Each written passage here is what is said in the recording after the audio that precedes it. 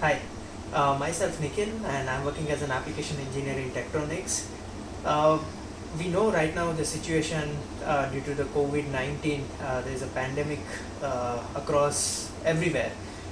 What the classes and other impacts on it is student can't come to the colleges and universities, so the practical knowledge is the major challenge. So here is the solution for that, how student can easily access the complete test setups and remotely can experiment those. Even for the professors and lab assistants, for them also it will be quite easy to set this up, irrespective of whether instrument is running into the universities or whether they are right in the premises where they are living in. So to have this concept we call as a remote lab or a virtual lab. I'll just start with a couple of slides first, and then we'll take you to the station where I have instruments right here. Yep. So here is a communication lab. Just as an one of example, we are taking it. So let's go through this. Say what the basically the remote lab concept. Remote lab concept is nothing but it will help to students and professor to enter into the remote into the instruments remotely and do the certain experiments. This way they will be easily able to share the number of instruments and can be remotely operate even if they are being at home. The idea behind the second is uh, the industry ready students, because these instruments are finally is being utilized by many of government organizations, defense organizations, space industries, semiconductor industries. Those all uses these instruments to validate their taste and validate their designs. So for that, that's why we're calling is as an industry ready instrument, in industry ready students who can perform the couple of experiments on this. So this is how the architecture looks like. Architecture, you will have a university will have, or premise will have a common part of instruments which are lying in, and then that can be easily able to address by say connected over internet, and network will be accessed by professors to set up the experiments even while teaching some of the classes. And post that, when experiment comes in, student can easily able to access this instrument through internet, being at home, and can perform couple of measurements and can get the results out there in the table, and as a snapshot they can attach it into their reports. So this is how the complete architecture of the lab is. Now how the lab really, or how the real test setup looks like. So this is how the test setup looks like, which is right there here. And you can see there is a waveform generator, spectrum analyzer, which is rightly connected on a common computer, which can be connected to the internet either via Wi-Fi or via network LAN, and can be accessed via any of the remote access tool, and can perform the experiments. So this is what about a couple of slides onto the. Here I have RBT waveform generator, which is rightly connected via Ethernet cable to the remote computer. There is a real-time spectrum analyzer which is connected again via USB 3 interface to the computer, common computer. So this computer will have now connected via wireless LAN over the network, and student can enter into the network and can run the experiment. Personally, there we also have this real-time spectrum analyzer over a bench.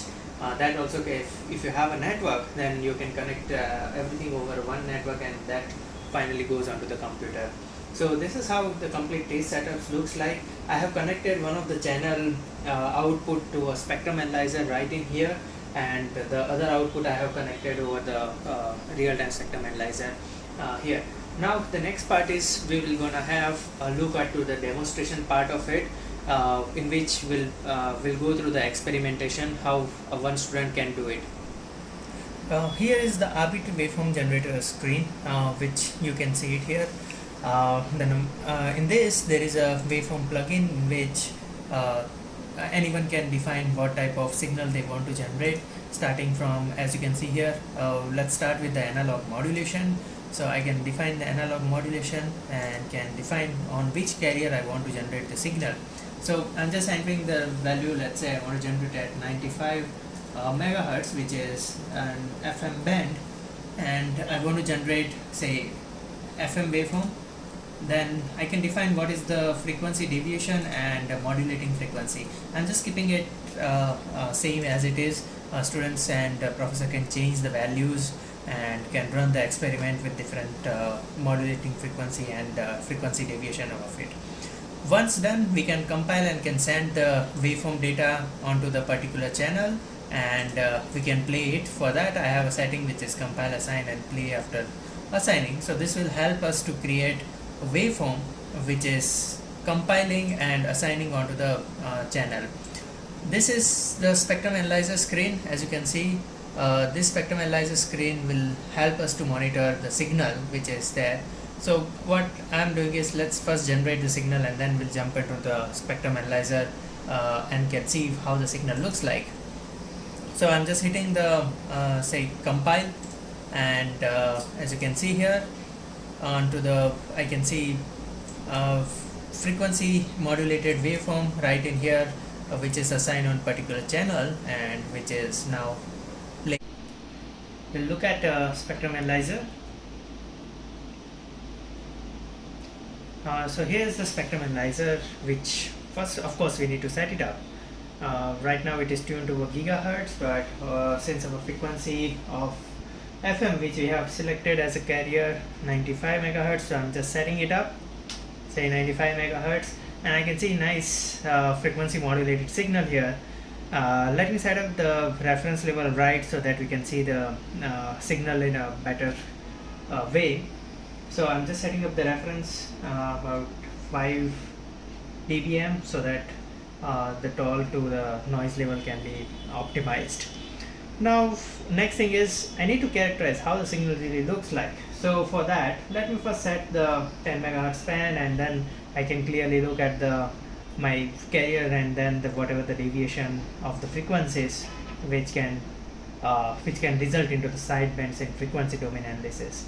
Now say what is a crude method to characterize the frequency domain analysis? I can just place the markers, say marker to the peak, in which I'm reading out exactly at the 95 megahertz, and I can measure the sideband difference, say add another marker which is right here, and I'm just moving it to the next sideband, and whatever the delta is nothing but your modulating frequency.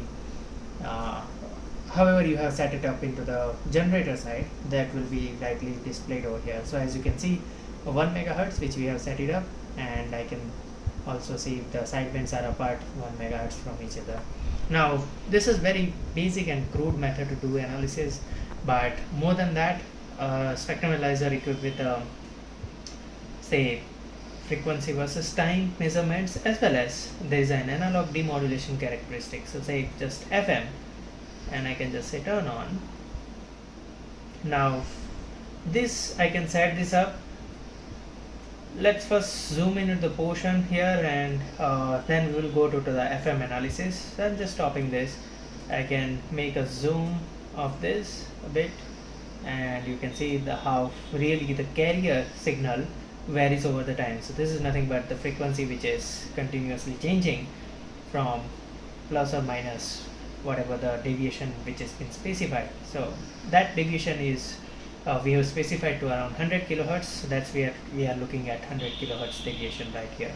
The other part in this is, let's have a look at the FM demodulation, which is analog demodulation part available. For that, first we need to set this up. Say, let me just go to the settings and of spectrum analyzer.